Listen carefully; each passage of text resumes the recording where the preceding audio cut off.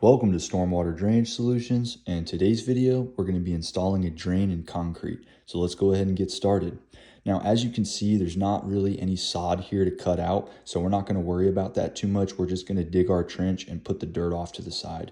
Now, the situation here is there's a concrete patio here, and there's an existing drain, but that drain has been compromised. It's pretty old, it's been in the ground for a while, so it's just completely filled in with roots, debris, mud, you name it, it's probably in there. So the homeowner wants to go ahead and just redo this entire thing, put a higher quality pipe in, a better drain, and just get this done right. Now, we're going to be using the FDM high octane corrugated drain pipe. That's one of the best corrugated drain pipes on the market. So the first thing we're going to do is start digging our trench, and we're going to go ahead and pop this grate off and see what this drain looks like in here. As you can see, it looks like a waffle maker. There's no telling how long this drain has been like this, but one thing we know for sure is it doesn't drain anything. So we're going to go ahead and start cleaning this out of here, and we're going to then mark where we're going to cut the concrete, and we're going to use a walk behind concrete saw for this. But a little bit on roots.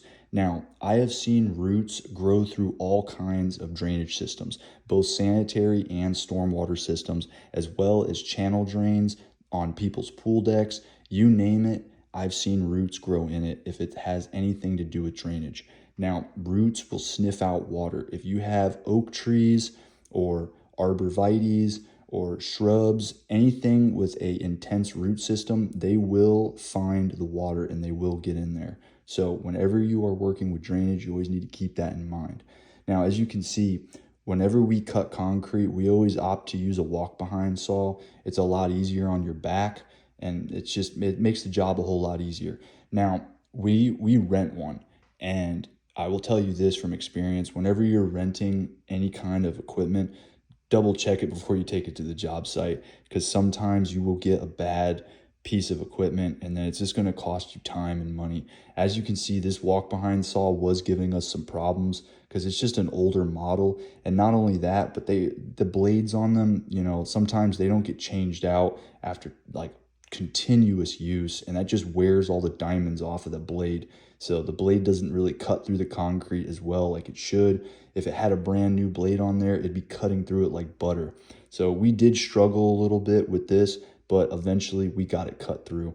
So my advice to you is, if you're going to be DIYing a project where you're cutting a lot of concrete and you're going to rent your concrete saw like we did here, double check it, double check the blade. If the blade looks really worn, have them put a new blade on it.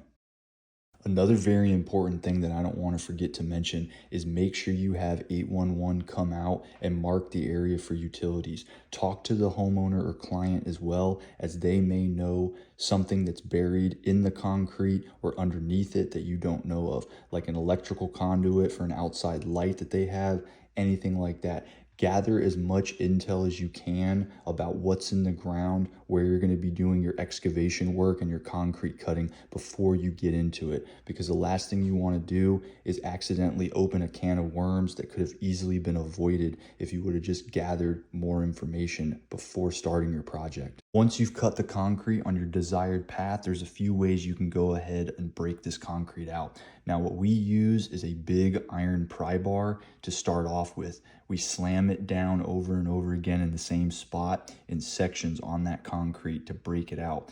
Now, you can also use a jackhammer, or you can use a hammer chisel like you see here.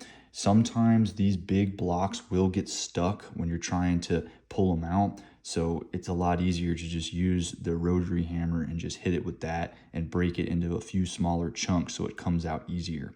Now, the bigger the chunks, obviously the better, because it's easier to handle that instead of making a bunch of small rubble, but sometimes you don't have a choice. Now, I will say this, a lot of times whenever you're working with existing concrete, especially old concrete like this, you have no clue if it has rebar in it or not, and that's going to make a huge difference with removal, because if it has rebar, it's going to be a lot more difficult to remove opposed to if it doesn't have any rebar. Now, as you can see, we already have the concrete poured here. I'm sorry, we usually don't get the pouring on film just because we're working quickly with this concrete and we don't have time to film it. But as you can see, we got our French Drain Man sediment trap 6-inch basin set, and this thing is looking nice. All right, guys, well, I hope you enjoyed this video and you gained some knowledge from watching it. And if you did, give us a thumbs up. It really supports us. It helps the channel out. And if you live in the Tampa Bay area and you're in need of a French drain, a roof runoff system, catch basins, anything stormwater drainage related, give us a call at 813-614-3456. We can come out there, assess the job site, and help design a system that fits your needs. And until next time, this is SWDS signing off.